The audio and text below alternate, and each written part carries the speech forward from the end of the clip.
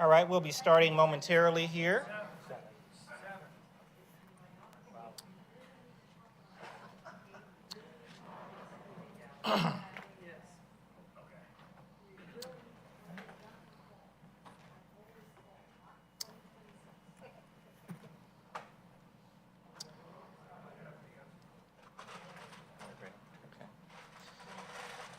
Good afternoon, everyone, and welcome to the Community Development and Transportation Committee meeting for July 26, 2022. Certainly acknowledge the elected officials, Mayor Kurt Wilson, Councilmember Christine Hall, Councilmember Peter Vanstrom, Councilmember Lee Hills, and Councilmember William Morthland. The purpose of committee meetings are for city departments to convey information to the mayor and city council and discuss initiatives listed on the published agenda by ordinance. The committee consists of the mayor, city council, and city administrator. It also speaks to the city administrator serving as chair of the committee meetings. And this is a public meeting, but not a public hearing. And therefore, while the meeting is open to the public, and we certainly appreciate members of the public here this evening, we do not generally take public comments or questions during committee meetings unless specifically authorized by mayor and council. Public comments or questions are received at the regular city council meetings held at 7 o'clock p.m. in city council chambers on the second and fourth Monday of each month, and the fifth Monday of each month in open forum. We do encourage citizens to engage our online platforms. If you have any questions of staff, please feel free to contact us, and we will provide relevant information to you. We also encourage the public to visit our city website for meetings, events, and departmental information.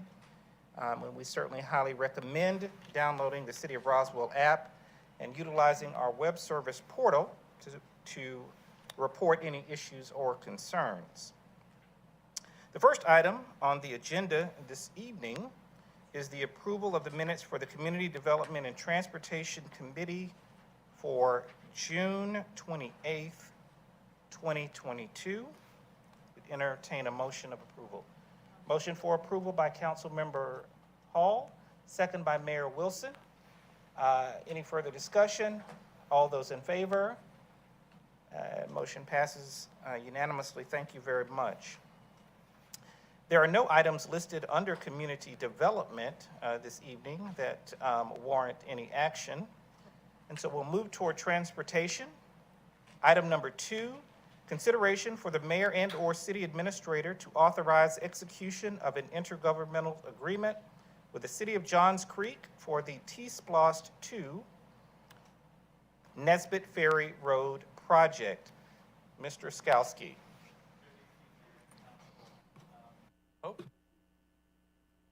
Good evening. Hope this is an easy item. This is an intergovernmental agreement for our T-Splost project along Nesbitt Ferry. I want to apologize because I just realized as we were prepping here that this item in your package may not have had a figure attached to it. It did have the intergovernmental agreement, at least in my package. That's the case. It does. It does in yours? Okay. Okay. It does. You have both? Transportation, I think you're covered. And you have the figure as well? Okay, that's the, yeah, we missed the pretty picture on this one. The next one, we're actually missing the agreement, so I apologize for the mix-up on that. This shows you the span of the project, and this is a joint agreement with the City of Johns Creek. They actually approved their memorandum of agreement or intergovernmental agreement last night unanimously, I believe, on their consent agenda.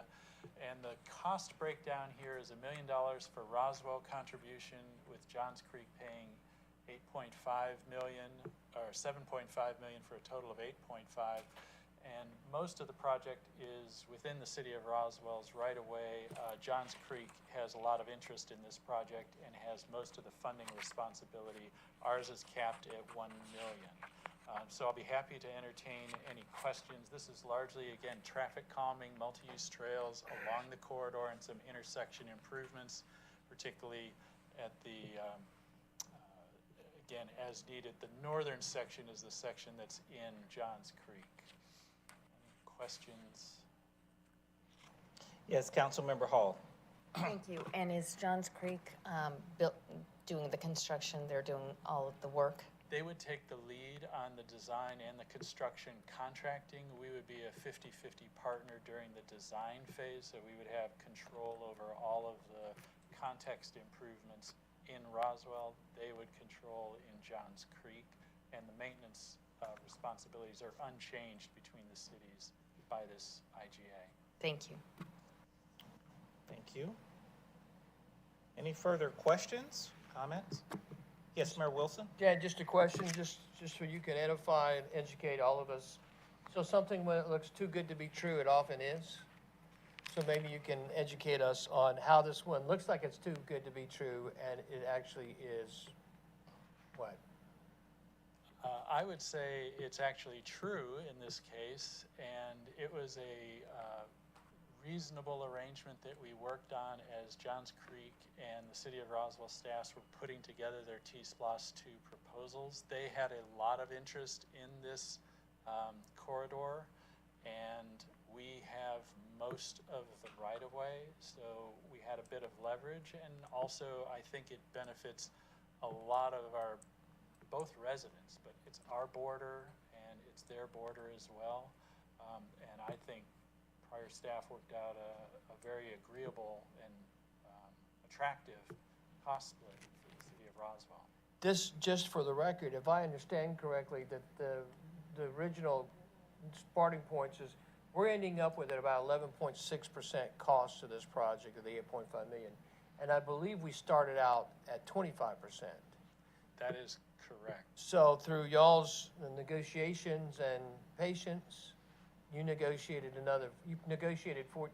ostensibly 14% off of this deal, off of Roswell back onto Johns Creek. And actually, I think that credit belongs to the prior staff who are negotiating the T-SPLOS cost split. So Greg can take credit for some of that, but I can't. Way to go, Greg. So to that, just that question, just so there's clarity, so Roswell residents understand. So, hey, if it's too good to be true, it sounds awfully good. Like, why are we doing this for Roswell residents?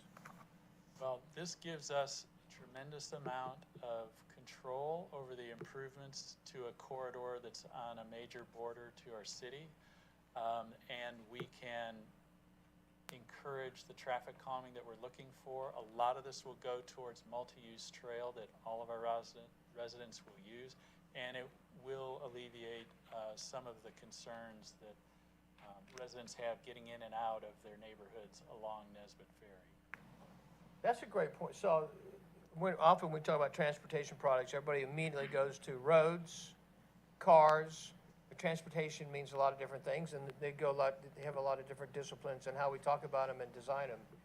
So just to educate us a little bit again on this again, because this looks like, hey, this is a straight up road project. It's not, right? What is this? There's a lot involved to this. There's going to be a new sidewalk pretty much on our side, and that's one of the reasons for the cost split. The multi-use trail is largely going on the Johns Creek side, so that is one of the reasons that the cost split is much more significant for their contribution.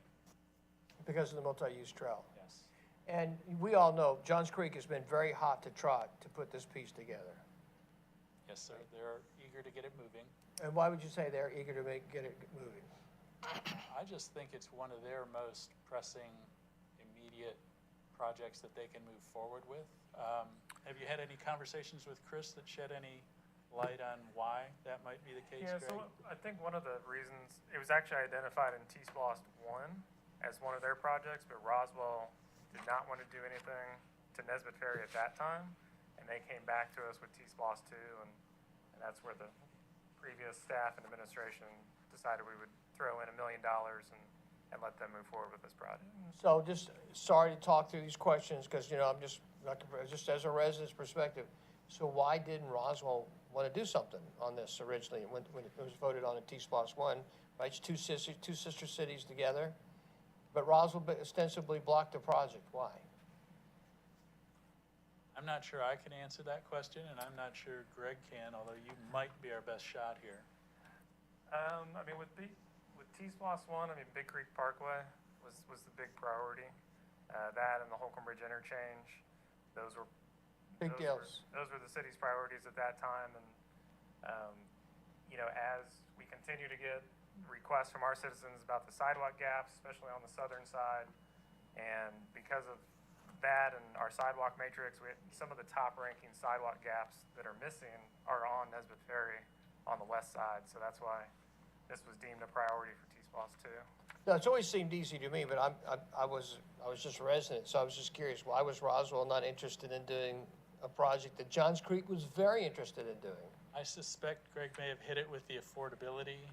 We did have a certain amount of revenue forecast, and we had a very large project that we were trying to make sure we had sufficient funds to cover. Which we did. Well done, by the way. And so you feel like that we're more comfortable from a financial perspective than we might have been. We had some skittishness. Much more so. Thanks. Thanks for helping me understand it. Yes, Councilmember Hills. Thank you.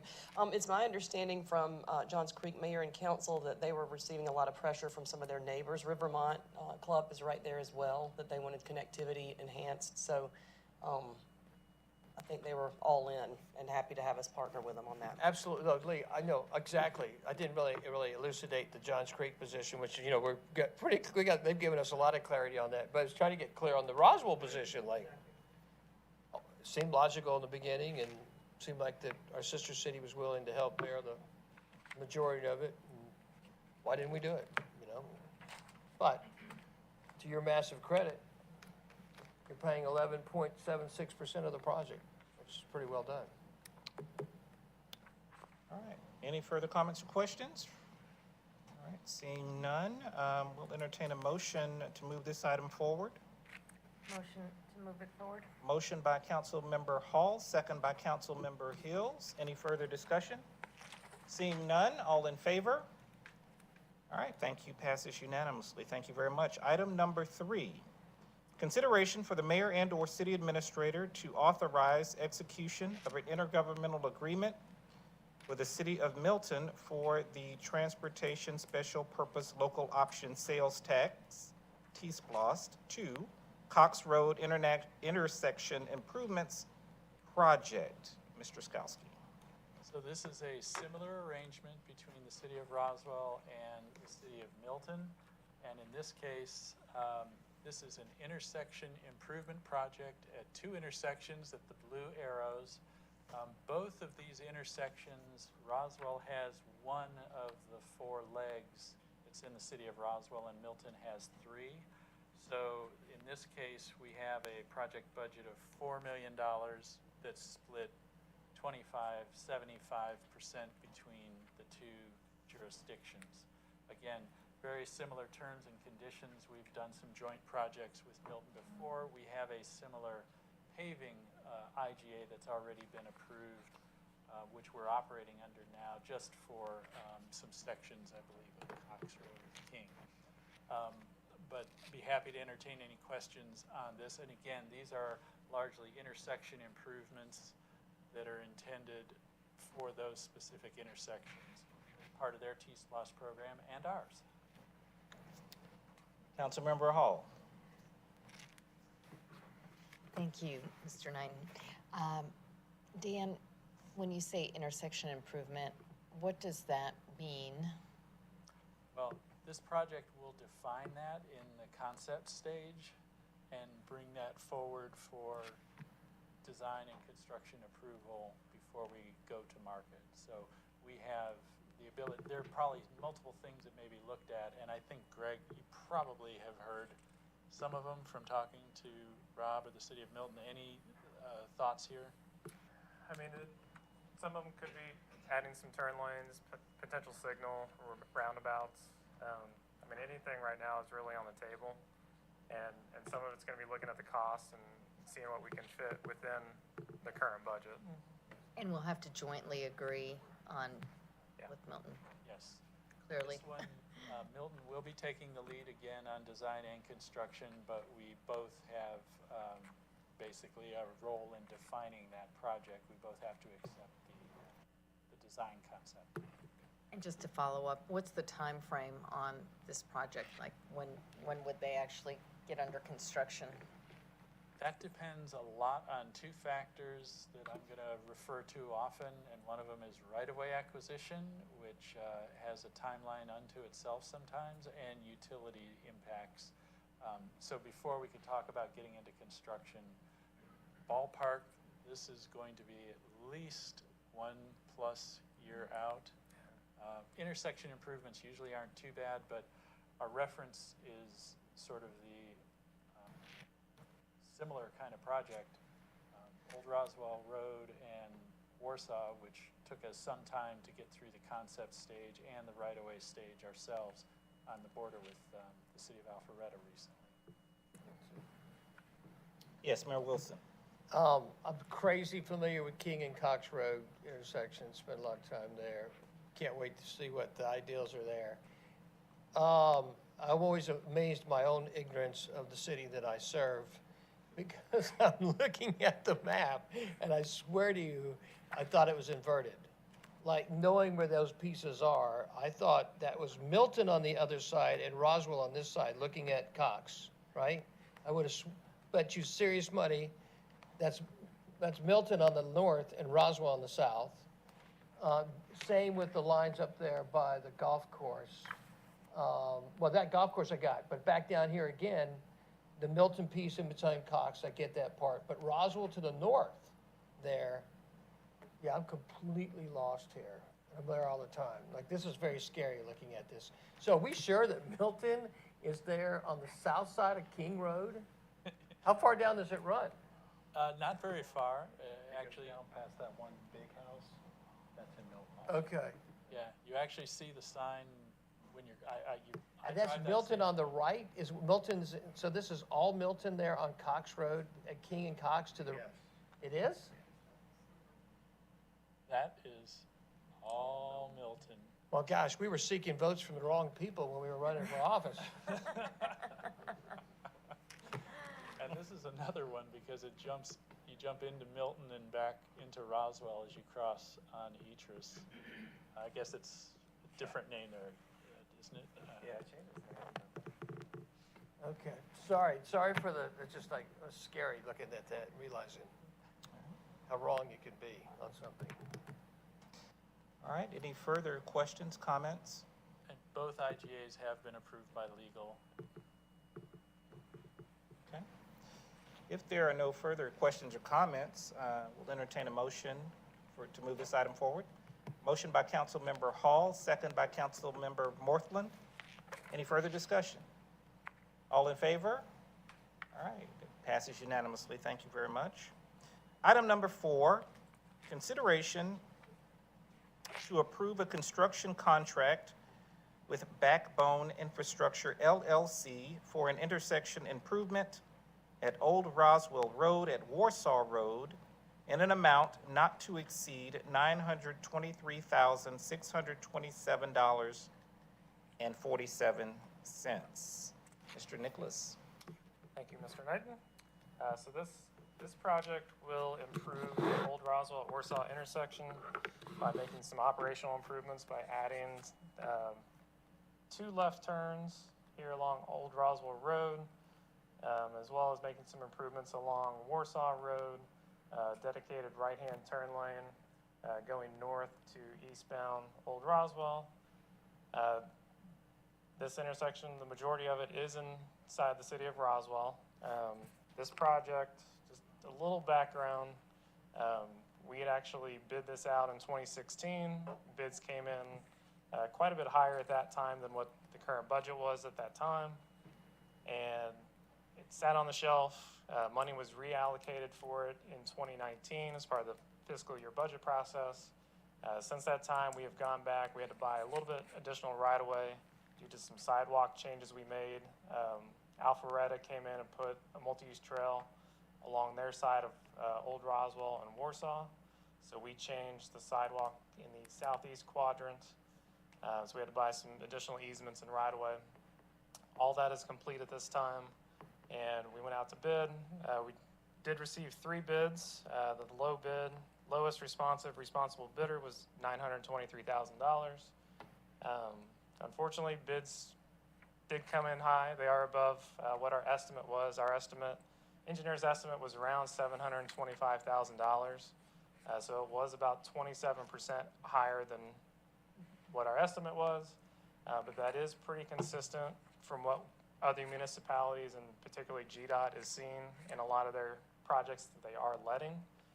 Finance was generous, and they did find us the $200,000 gap in impact fees, and we are recommending approval of this construction contract, and I'll be happy to answer any questions.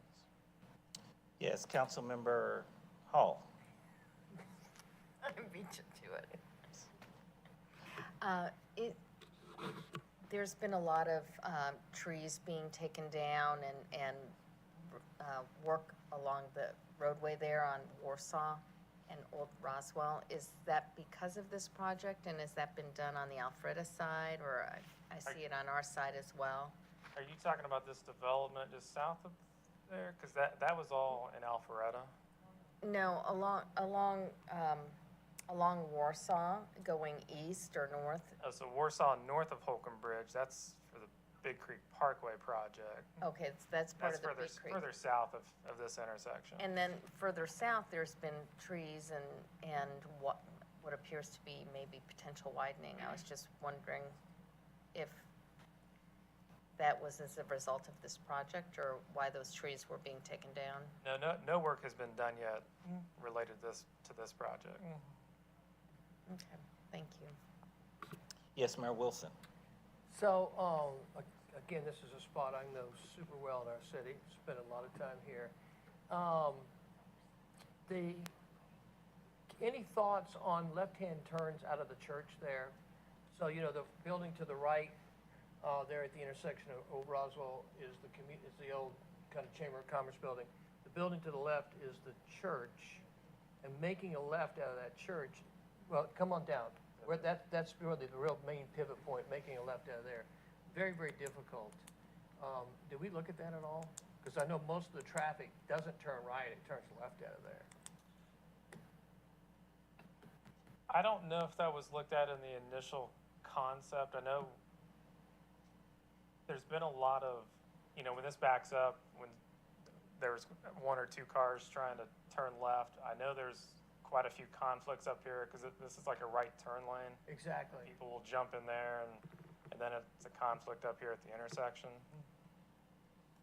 Yeah, if you watch, this is my anecdotal observations over the years. The majority of traffic turns left, not right out of there. Because it's not going north to Alpharetta, it's going south to Roswell, the vast majority of it. The other thing is, we had sidewalks. I don't see the sidewalks with clarity there. I can see them a little bit. Is there are we doing anything for sidewalks on both sides or one side of the road with this project? Yeah, so on the south side here, we are not touching the existing sidewalk. We are basically, everything in this part of Old Roswell, we are retaining the existing curbs. We're really just reworking a lot of the pavement. The main curb work is in the southeast quadrant up here on, that's the construction property right there. There's like a construction outfit out of that property. Yeah, that's a developer. Yeah. Developer's office, yep. Yeah, most of the curb work will be on that side. And Okay. we're redoing all that sidewalk, basically from the limits of the project up to this driveway right here. I ask because I know a lot of people walk up and down this corridor. There's a lot, I know, there's not sidewalk, there's only sidewalks on one side. There's sidewalks on the church side, but there's Yeah, not the sidewalks stop on the other like side. right here on this side. There's Yeah. no sidewalk along. Yeah, it's just grass, right?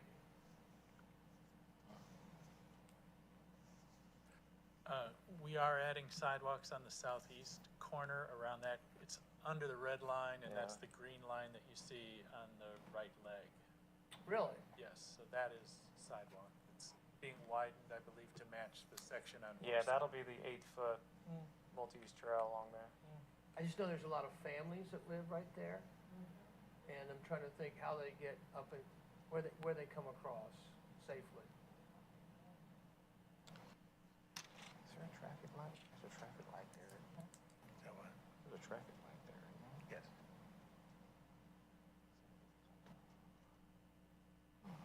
this part of our sidewalk gap, or do we know where that falls on the sidewalk gap program? I don't think it is. Sorry, didn't mean to interrupt. I don't believe this is on, it is on our sidewalk gap? Okay. It is? Dave is giving us a thumbs up there. It is, but remember, the northern part of that red line is now. I know. I know. Actually, Alpharetta, I thought, Dave, I thought Alpharetta used, forgive me, I wish I could show the pointer. Alpharetta, I thought, was actually before the intersection. It's very, again, one of those funny lines, if you look at it. It wasn't at the Warsaw Road, also Roswell Road.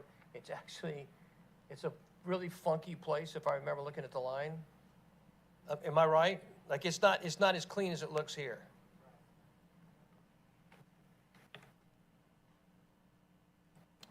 Yeah, that's a good point. Any further?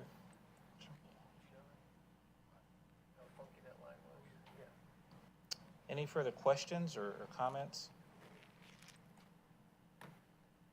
Okay. All right. Seeing none, we'll entertain a motion to move this item forward. Motion by Councilmember Hall, second by Councilmember Hills. Any further discussion? Seeing none, all in favor? All right, thank you. Passes unanimously. Item number 5 is a consideration for the mayor and/or city administrator to authorize execution of a task order in an amount not to exceed $45,300 with the city's on-call consultant, Vanessa Hangen Bruslin Incorporated, for the design of the State Route 140 Landscaped Median Islands Project. Mr. Nicholas. Thank you, Mr. Knighton. Again, this project is for the State Route 140 Median Islands.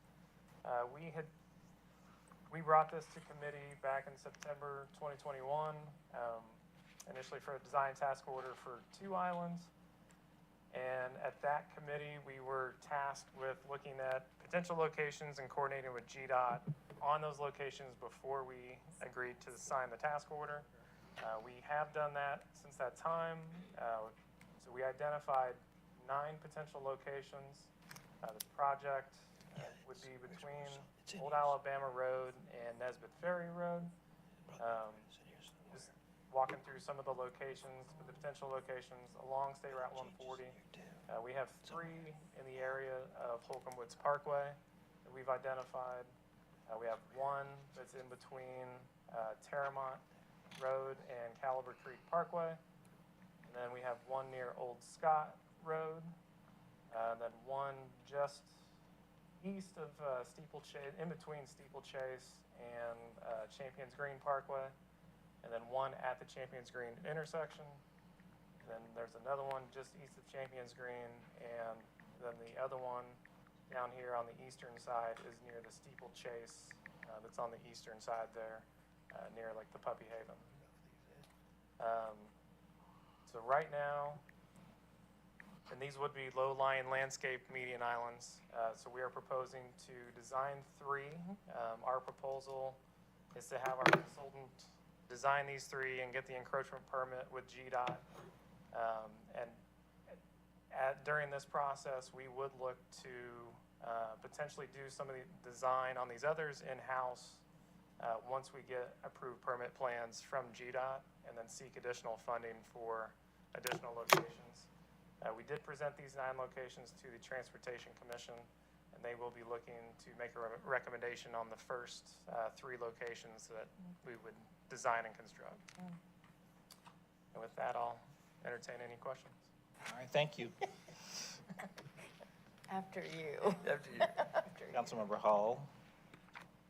No, this is just really, really exciting to see come to fruition. We had talked about this through many budget cycles, or through a few budget cycles, on how we can enhance Holcomb Bridge, or effectively the extension of 92 east of 400.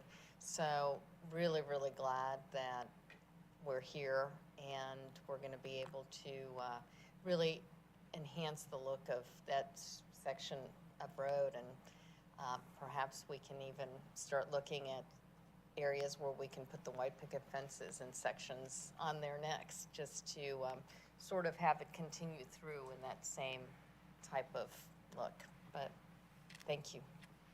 Councilmember Vanstrom? Oh, I'm sorry. No, Lee. I'm sorry. Lee. Councilmember Hills. Thank you, Mr. Knighton. What is the process by which the first 3 of the 9 to start with? What is the process to decide that? Like, how will that be hammered out to figure out which 3 go in first, and then very quickly after that, the next 6? That's a great question, and that's one of the reasons we wanted to talk with the Transportation Advisory Commission, get some input. We haven't worked through a situation like this before. There may be some staff and designer preferences, but our staff didn't have any strong ones among the 8 or 9 locations that are shown here. So this is a great opportunity to get some citizen input on where those first 3 ones should go as quickly as we can get them built, and also to get some design guidelines for what we want those to look like, and see if we can get some other ones implemented with some additional funding shortly thereafter. So we have to work through the details of that process with you all and the commission. And that's actually one of our questions. Do you want us to come back with a concept for the first 3, or do you want to, at what point would you like to see it again? This one's easy. So you remember, was it in March or February, you came with, just so happens in the same area there, the Scott Road lighting project, which we approved last night. And I think you came in and said, hey, let's do 3, because the past has told us we better not ask for more than 3, because that's all the money we're gonna get approved for. And the council said, what do you mean 3? Doggone it, light the whole thing up. This is important, needs to be done, we'll find a way to get it done. And last night, you got formal approval, boom, boom, and you're gonna have it done before the time change. You're not gonna have 3 done, you're gonna have the whole thing done. And so, and I don't think there's any disagreement from anybody on the council. They'll tell me if I'm wrong, obviously, quickly. But we know what we wanna do. We want medians with trees, median islands, traffic calming, traffic enhancement to the aesthetics of Highway 140 on the east side. We already know that. It's not a puzzle question. The question is, what do you need from us to get it done? What do you need to do? Because have we went 3, 6, 9 or more? Because you got some holes in there, right? What do you need from us to get this done? Because I don't think nobody, the council's going to say this is exactly what we need to be doing. I think we just got what we want in terms of clear direction, and I think the only other thing we will need, I'm glad Ryan is here to hear this, I think we're going to be looking for some more construction dollars, Ryan. We don't have a very firm cost estimate for these. We will get that in the design of these first 3, so I think we will have that information and be looking for the ways to fund it and bring it back to you as soon as we can with completed design and a recommendation for construction award. I mean, the council will tell me real quick if I'm pounding sand, but I think we're all completely, this also fits into our vision and hope for the city, doesn't it? Yeah. Councilmember Vanstrom and I just have a couple of questions. So it just seems so general, and I'd love to understand why some are, like, you're going between 50 to 150 feet. And I know you mentioned at the transportation meeting, you mentioned we can't put in trees of a certain height or types of vegetation that we're considering. I just like to understand a little bit more about that, those 2 questions. But I mean, to me, oh, excuse me, I have to get the. To me, it seems that we would want 150 feet because it's a very large strip of street. So Greg can answer this a little more clearly than I can, but some locations will not accommodate that, whether it's due to turn lanes or entrance and exits. I think that's probably the cleanest thing, or proximity to other traffic features in the area. So Left turn lanes or left turning movements was a big consideration, and even looking at what potential locations there could be. And do you have, I'm sorry to interrupt, but do you have it defined which one of those can be 150? And the reason I'm asking is for the biggest impact initially to get excitement, I would love to know which one of those can be the bigger visual impact.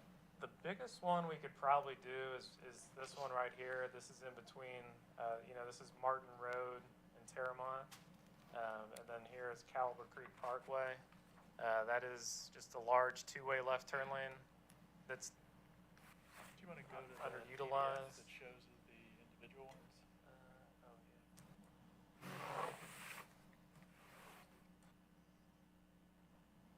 And so here's probably the area that we could do one of the largest ones, like I was just saying. Some of these are restricted to some of the sizes of like the gore areas. We've got a couple right here. This one, we don't think we can do probably much more than 100 feet, just because we've got it, there's a driveway right here. If you're coming eastbound, you need to have space to merge over into the two-way left turn lane to turn left in there. And then same thing coming out of here, you still have to provide some space here. So just trying to find that balance between some of the driveways and looking at some of the existing like gore area or some of the underutilized two-way left turn lane to fit some of these in. Okay, so we tasked the commission to choose the ones that they want to focus on. So can we make sure, please, that they have these graphics and that they understand where those longer ones can be placed, so they can consider that as a more of a visual impact right away. And then my other question was, let's say it also says 2 or 3. I take it you're going to come back to us and you're going to have a budget for those first 3, and we're going to be able to decide if we can stretch it to find a way to get 3 if we're close. Am I correct? Well, Ryan's going to find all the money we need, I know. The reason for that 2 or 3 is that there is an existing project budget that's Yeah. been created. Right, the 500 and, 540,000 minus this design fee. So we've got $500,000 roughly to work with, and we weren't sure that 3 would fit in based on what we've seen in the construction market. But if we're talking about adding supplemental funding, then it's just a matter of how much more we would need. But potentially to do all of these, this could be an additional $1.5 million of beyond the $500,000 here if we do 2 out of 8 worst case. okay. So we're still learning all that. And then the type of vegetation and I mean, I picture, traffic calming is all about taking your eyes off of just the continuous movement that you're doing and having you focus on something else so that it slows you down. And so I picture trees and canopy and things like that, but that's not what we're gonna. Yeah, so as far as the vegetation, GDOT has pretty strict requirements on the median size that's required to plant like sizable trees, and most of the existing, we'll call it median two-way left turn lane or gore areas, those do not meet the minimum widths for GDOT specs. So that's why you're going to see pretty much low-rise landscape in these medians. Because if you start talking about wanting to do that and do a wider median, then you have to expand Holcomb Bridge Road, and that is very costly, and that's a totally different type of project we're talking about then. Yes, Councilmember Morthland, I believe, was waiting. So Councilman Vanstrom actually took a lot of the questions I just had, which was size and scope of what we were talking about. But the one thing that popped into my mind as he was talking about tree canopy is, would any of these potential locations be a decent place to look at doing an art piece in the middle? Such as what you would find in the middle of a roundabout. Would any of that work, or would it not work? That would be a conversation we'd have to have with GDOT to see what they would feel comfortable with being within the clear zone. It would have to be some sort of breakaway type piece of art, but it's something we could definitely talk to them about. How tall would this be? Like ankle height, knee height when it comes to concrete? Instead of length, how the height of this? The height of the median? Right. It's only going to be the 6 inches. Okay. So Yeah. that yeah, people are gonna plow right through the, Yeah. never mind. It's a good idea. All right, yes, Councilmember Hall. How are these going to compare width-wise to what's on Crossville 92? Like, for example, across from the post office there by Vickery Rose, across from Vickery Rose.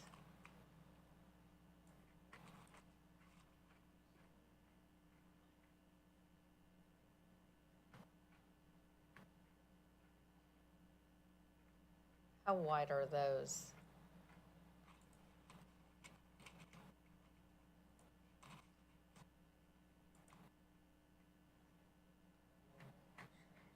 That looks like it's probably a little bit bigger than what we would be putting in.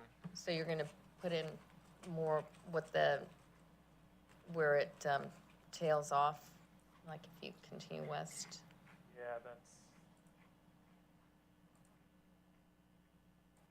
That's about 13 feet. Yeah, because the existing,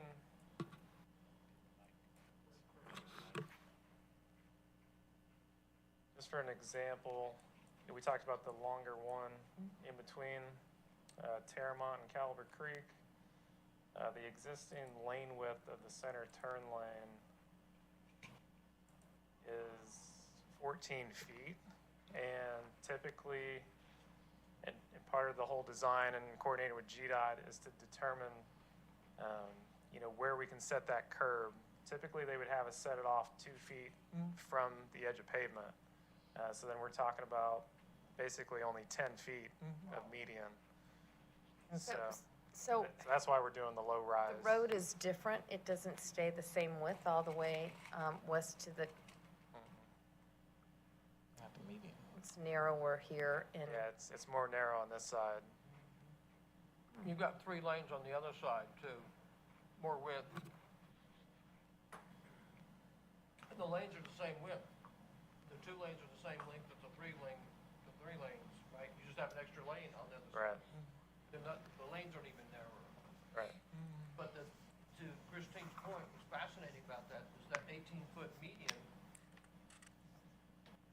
takes away you don't know it. It doesn't seem like it's wider. It's much wider. It's dramatically wider on the west side than it is on the east side. But the visual aspect of having that median at 18 feet, you forget about it. To kind of Peter's point, you lose that. It's amazing because the lanes are the same width. All 3 lanes are the same width as the 2 width lanes on 92 and 140. Am I right about that? I think I'm right about that. You can double check that. I mean, they should be. They repaved not too long ago, so. So you've got 11-foot width. Yeah, about 11 feet.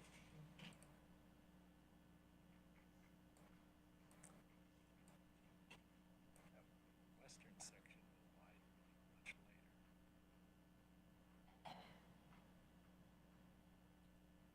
Yeah, that's. Actually a little wider. About 11 feet on both sides. You would never know that. Not in your wildest days would you ever think. Because the west side seems, those 18-foot wide medians make such a difference. Wow.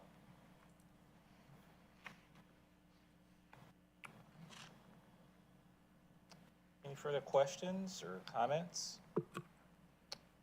Yes, Councilmember Vanstrom. I'm just confused, Christine, you were talking about, you've shown a pretty cool contrast here of what they've done over there. Why can't we do the same thing on the other side of town? I can tell you why. Well, you can. no, I mean, I know. You can. But you'd have to put in another lane. You'd have to go wider on 140 than you are now. You'd have to add another lane of width. So what's the irony, what's fascinating is, it's wider on the west side than it is on the east side, but you don't know it because you got these 18-foot medians, they're breaking it up for you, so visually and perception-wise, you think it's less wide than it is on the east side, which is actually less wide. Well, but the answer is because of GDOT's rules of how they gotta step it in and how much room they have to have for the 2-lane versus the 3-lane, right? Versus, Yeah, you would basically have to widen Holcomb Bridge about 3 or 4 feet at least on both sides in order to put a median of this size in. it's frustrating. It's super frustrating. I could be wrong about this, but I would speculate that this also, just the width of the right-of-way has a bit to do with the timing of the development east and west. So we have Horseshoe Bend and Martin's Landing that were some of the earlier big developments in East Roswell. And a lot of this was sort of not unincorporated, but basically Cobb and Cherokee County on the west for a long time. And it didn't develop until after GDOT was able to probably acquire a lot of the right-of-way. It was 2 lanes when I was first commuting from that Cobb section. So that's just speculation on my part. They may have acquired a much wider right-of-way because they were doing it at a later time for that west section widening project. The answer to the question is, you can do a 10-foot median, basically, on 140 with the current 4 lanes. If to do an 18-foot median, you'd have to add 4 feet of width you could still keep 2 lanes, right? But you'd have to have 4 feet of width to each side of the road going east and west. And that 4 feet of width wouldn't even go on the curb, it would go to the lanes, wouldn't it? Yeah, So you'd have to move the curbs. you'd have to move the curbs, and you'd ostensibly create wider lanes. So you'd go from having an 11-foot lane to having good Lord, a 13-foot lane, which visually, again, it doesn't slow down traffic, that speeds up traffic. Well, the travel lanes would still be 11 feet. It still would be, okay. Yeah. Just curve You just have around, to taper it out to Yeah. put more width in the median, in the middle for the median. which would be real traffic calming. Yeah, it would. That's fine. What's wrong with that? Will GDOT buy the right of way? The right of way? I don't think so. I like your plan, though. All right. Any further questions or comments regarding this item? We'll entertain a motion to move this item forward. Certainly have heard the comments by mayor and council with respect to taking a look at broadening the proposal as it exists at the appropriate time. Any motion to move this item forward? Motion by Councilmember Morthland. Second by Councilmember Hills. Any further discussion? Seeing none, all in favor? Thank you. Passes unanimously.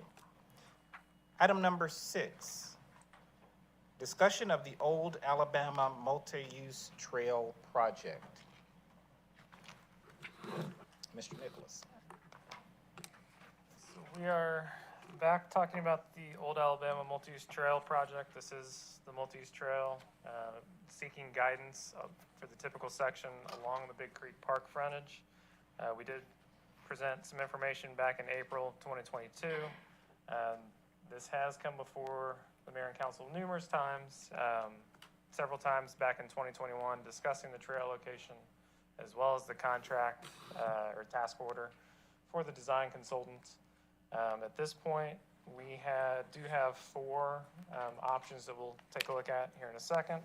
But just to remind everyone, this project is the multi-use trail, 10-foot multi-use trail from Big Creek Park to Wooten Road. So before I go to the next graphic, I do want to say that the total cost that you'll see on the screen is in addition to the estimated construction cost of $1 to $1.3 million. And these additional costs, total costs at the bottom, these are cost differentials between the 4 different options. At the last committee, or when this one came to committee back in April, we kind of talked through options 1 through 3. You asked staff to look at the fourth option, which was partially going through the park. That was one of the options that we talked about initially back in 2021. That was not the preferred option and not the option that our consultant is doing. But we still want to look at it and look at the costs and the tree impacts if we were to still move forward with that. So just kind of going back over the options. Option one is just to do a 5-foot grass strip on the back of curb with the 10-foot multi-use trail, and then it would just be a slope down and tying into the existing ground. That one does have, approximately 154 tree impacts that we would have to remove. 0 of those are specimen trees, and the large percentage of them are pine and gum trees. Just some of the costs running through. The grading is $85,000. That is for the tree removal and the grading needed for this multi-use trail. Landscaping, this is landscape replacement cost for each of these, and this is based on a percentage of, I think 60% replacement of the trees that we would take out. That's what we think we could at least put back in.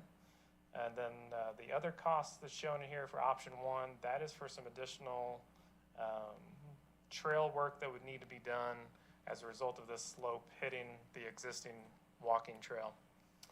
Option two is very similar to option one, but we would utilize a retaining wall instead of impacting the existing walking trail, and that's the $75,000. That is for the retaining wall. Option three has the least impacts almost the least impacts. Has the least impacts of the ones up adjacent to the road, but that does require the construction of a large retaining wall that could be anywhere from 6 to 8 feet in height, and comes with a cost of about $276,000. Again, option four, we were asked to look at that. That is going through the park. We did assume it would be the 10-foot multi-use trail plus 5 feet of impact on both sides just for construction equipment. And that did come out to a result of about 87 trees that would still be impacted by that construction. So there's still an impact to trees even if we go into the park. And then there's also some additional requirements that Recreation and Parks would require if we were to go into the park, and that is the $125,000 for that. Staff's recommendation is option one, but I'll be happy to answer any questions. Mention what the 125 is lighting. Yeah, so the 125 is lighting, and Jeff can talk about it a little bit, but it's the security box and that would be needed along that section of trail. All right, Councilmember Hall. Thank you. The retaining wall is going to be on the park side of the property inside the tree line, It would be on the park side, yes. and on the other side of the retaining wall is the trees would be left or unharmed that are part of the park there where they ride the bikes. Yeah, are you saying in like option 2 or 3? Option two, yeah, option 2 or 3. Yeah. Yeah, anything beyond that retaining wall would not be impacted then. And did we have discussion at one time, if you had a retaining wall, people were concerned that people would try and ride their bikes on it, or was there some conversation like that? I mean, there would be handrail up here, but So that would hopefully prevent them. prevent that, Not the skateboards, though. not the skateboards. Not the skateboards. Yes, Mayor Wilson. Okay, so it's been a while since we talked about this. April. April? Well, it seems like yeah, a lot longer. And I remember, it's hard to get back into this conversation, and we haven't talked about this recently, so I apologize. So I remember you guys liked option one. I remember us bringing in option four. The things about option one and option four is interesting. There's no retaining wall in either one of those projects. I remember you liking option one, and I remember you not liking option four. But I don't have really great clarity on why that is. Could I jump in with one question and point of clarification is when it came to option 4, I think there was even some post-discussion conversations that Jeff and I had about making sure we were clear that it's just along the road or through the park. And we didn't have funding to do one along the road and through the park. Great point. That was something that I think came up in the discussions, and we just wanted to make sure that we were at least clear. This budget would So only point of cover- clarity, options 1, 2, and 3 are on the road. Is that correct? Correct. Option 4 is not on the road. Correct. So they're different, option 1, 2, and 3 versus option 4. They're different projects.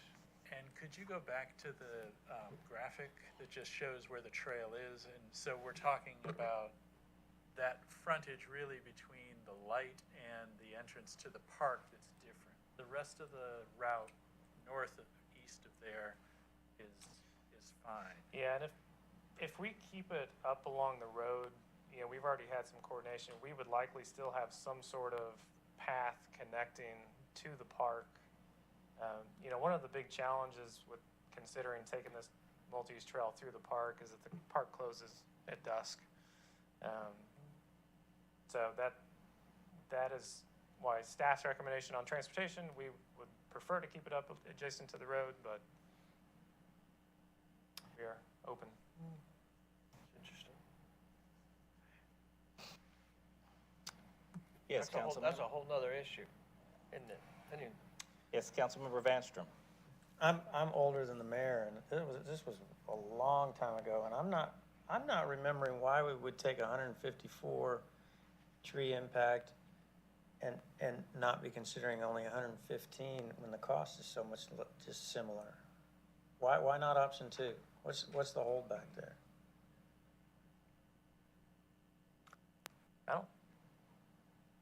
I mean, why did you recommend option 1 instead of option 2? Let me be specific. Or staff.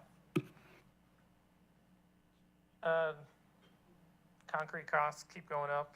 I mean, this, you know, we've estimated this to be 75,000 right now for the retaining wall. That number could go higher, but if the mayor and council are adamant on option 2, then staff would be fine with that. I have a question. Is it because, I mean, outside of the tree removal, option 1 is a softer project versus option 2 and option 3? What I mean is there's not a retaining wall, right? It's softer and it's less impactful. It's more natural fitting in. I don't want to put words in your mouth, but that's the way, when I remember looking at it, that was the advantage to it. The disadvantage of it was you were losing twice as many trees. Yeah, and it's Or, definitely sorry, 40 more trees in this case. for the continuity along there. This retaining wall would not be the entire length. It would only be in a couple spots, and there are some challenges with that. You know, like we said, if people come down the slope or, you know, whatever, but we would have a handrail.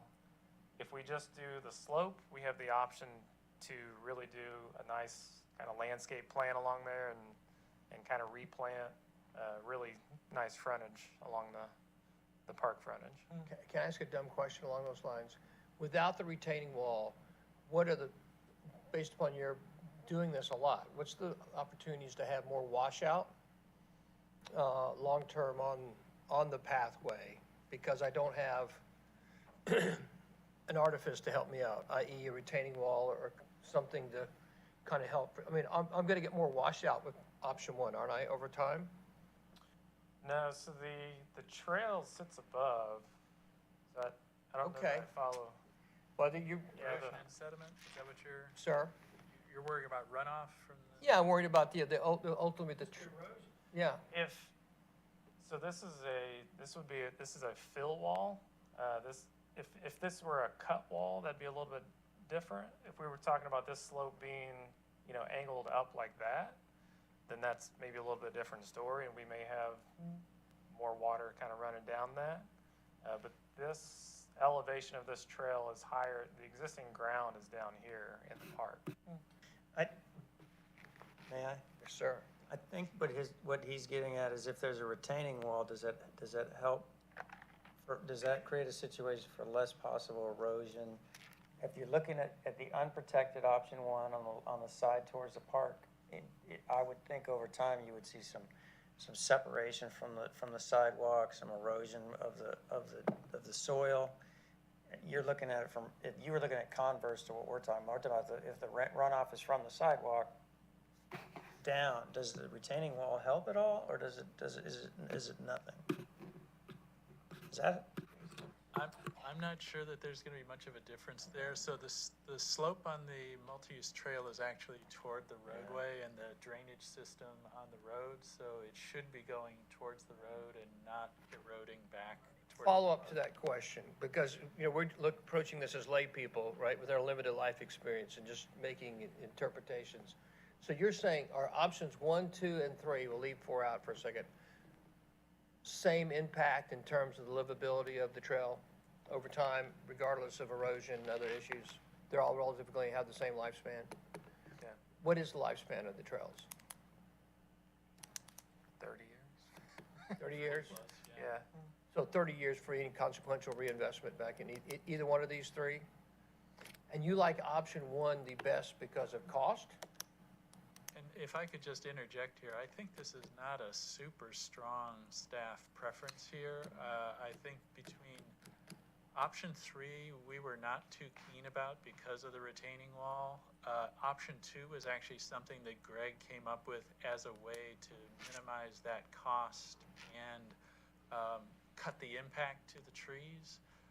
And I think option 4 was really brought forward based on feedback that you all had about maybe going through the park.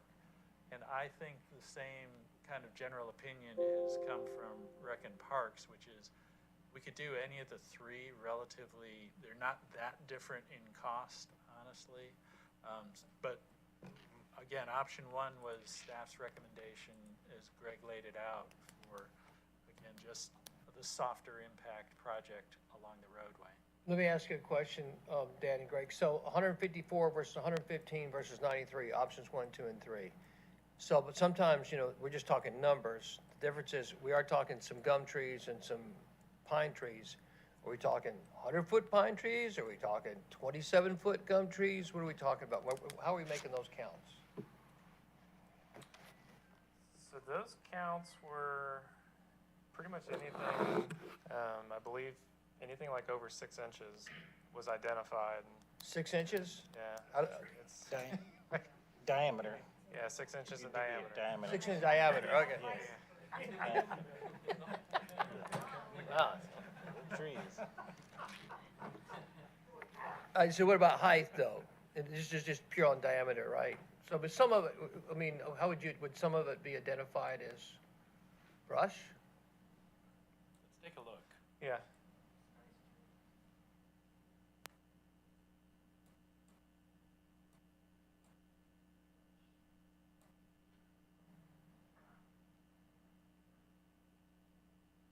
So this is just east. There's the park entrance right there. So the impacts really start right in here and moving around this curve.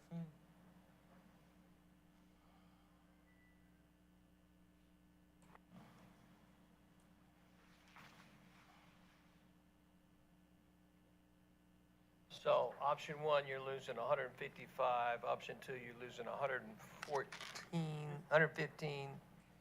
Option 3, you're losing 93. That's a good picture, though. Can you show us, give us a little more just visual of what we're looking at, potentially the trees going away and how to. Go back to the street view, I think was the request, yeah. Just go down the road a little bit.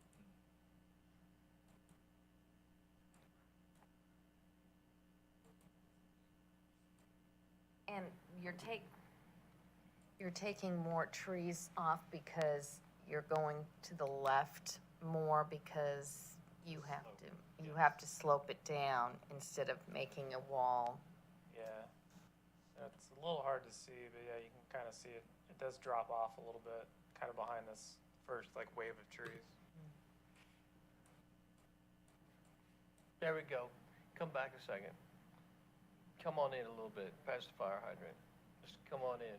Just a little just come on in closer, come and keep coming towards the fire hydrant. All right, so that tree to the left, right there, right, that tree would be identified as a tree, probably, right? Correct.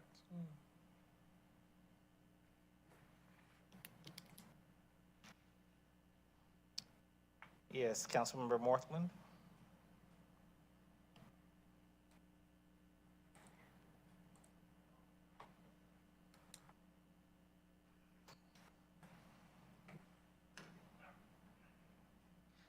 Did I overhear you say earlier on some of the options that you're providing that you are replanting some of the trees? Did I hear you correctly on that? If so, how many? Because we just took a tour down this area. Yeah, so these landscaping costs are assuming we can replant, you know, a lot of these are very closely spaced and aren't necessarily ideal for good growth. So this is assuming about 60%, we could replace 60% of whatever number we're removing. And would that be seedlings or what are we looking No, at? it would be like actual Like, Oh, really? trees, yeah, Specimen trees? whatever we want. So we could put specimens? Native specimens. could put palm It would, trees. it would be native plants. How many back in option 2? How many in option 2? But it would still be 60% of the 150. Okay. Yeah. And Jeff and I had talked about option 4. He got me a little bit more familiar with option 4. And after discussing that with the pathway going through the park, just simply because the park does close at dusk, then it makes a lot more sense to look at options 1 through 3 as compared to being cut off on that option 4, among other things. But really, that's the end all be all. So are we moving forward on this tonight? Are we moving? making a After vote all on This was a or- discussion item. Okay, thank God. This was a discussion item. Yes, Councilmember Vanstrom. I just said, Since the agenda is so light and we have so much time to spend, on option 2, those retaining walls are not that's not the whole strip. I mean, they're not many, right? From looking at the topography, you don't need that much retention. Right. All right, I'm for option 2. Let's go. so we're not voting tonight though, are we? Looking for guidance? You want guidance? Mr. Chairman, All right, yes. I'm hearing a chorus. If there is a form of guidance that the committee, mayor and council would like to put in form of a motion, certainly entertain your thoughts there. I give my opinion. I don't know that I want to make a motion. All right, further question or comment? Yes. I'd like option 2. I think that just defines it a little bit and gives the park more definition of this is the park and this is the trail. And I understand the sloping down and making it more natural, and of course you replant some trees, but I think it just gives it a little bit more definition of separating it from the park, especially if you want the park to be closed or if the park has hours. It's, you know, a little bit more defined where the park is. That's my thoughts. Councilmember Hills. Thank you, Mr. Knighton. I agree with Councilmember Hall on that. Option 3, if we were like maybe some other city that had an ongoing wall program, a certain look, then I might be more interested in that, but we don't. And I like the separation and deliberate method of option 2 of clearing out and then replacing intentionally with trees. So I agree with Councilmember Hall. I'm all in for number 2. All right. Any further comment, question at this time? Council member? I just want to see if Okay, it's all going to work. right. All right, okay, all right. Well, can I just make a motion that we approve option 2 and Hear move the mayor's forward? opinion. All right, I'll give my opinion. Can I give my opinion? No, I don't have, I think they're all good plans. And honestly, I think they're all winners. And I would I remember liking option 4 the best, but I've heard the challenges. I remember liking option 4 the best we're talking, because I thought it was the softest project. And the soft part I like, but I think my colleagues are gonna go option 2. I probably would go option 1. But I think we're gonna be better off with option 1 or option 2 or option 3. I don't think, I mean, there are things I'm not gonna, there's some things you just don't die on the sword for. I don't think this is one of them. So I would go with my colleagues. Yes, Mr. Skowski. And again, just to clarify the guidance, we have a design contract that's underway. We pause that design pending this decision about how to route this in the park entrance corridor. So we can now continue on with the design, and you will see it again when we go forward to right-of-way acquisition. So, and that's where we're at. Any further guidance you need from mayor and council? If in fact there is a specific option that the committee would like for you to focus on via design, is that what you're looking for? That's exactly Okay. it. All right. Councilmember Morthland. Yeah, what are you gonna vote? Option 2 is, yeah, that's 2? where I was going. You making a motion to option 2? There you go. All right, motion from Councilmember Morthland for option 2. Do we have a second? Second by Councilmember Vanstrom. Maybe I'm gonna change my mind. Any further discussion? Seeing none, all in favor? All in favor, unanimous for option number 2. Thank you very much. Thank you, sir. We did have one item under finance that we placed on the agenda. The thought was at the time there may have been some time-sensitive matter. However, there is not, and so we'd ask that this item be moved to its natural committee meeting on August the 9th. Any objections there from the committee? Okay. All right, seeing none, we'll move toward item number 8. We did list this on the agenda again, of course. Mayor and council held a work session yesterday for the bond discussion. This item is placed for a consideration of any further direction or discussion regarding the bond item. And so we would ask the committee if anyone needs to further discuss. We would entertain further discussion. Yes, Mayor Wilson. I just received a phone call before we walked in here from Councilmember Palermo, and he just said he wanted to buttress everything we said last night. He thought we were 100% right, and he completely agreed. So that's all. So be considered for the record. Thank you. All right, seeing no further discussion then on the bond item, we will continue to move forward as the mayor and council will consider by August the 22nd a framework and listing of potential bond projects. All right. Seeing no further business, I will entertain a motion of adjournment. Motion by Councilmember Morthland. Do we have a second? Second by Mayor Wilson. Any further discussion? Well, we're adjourned. Oh, my gosh. All right. Look, your socks do not match your shirt. You need to get your socks.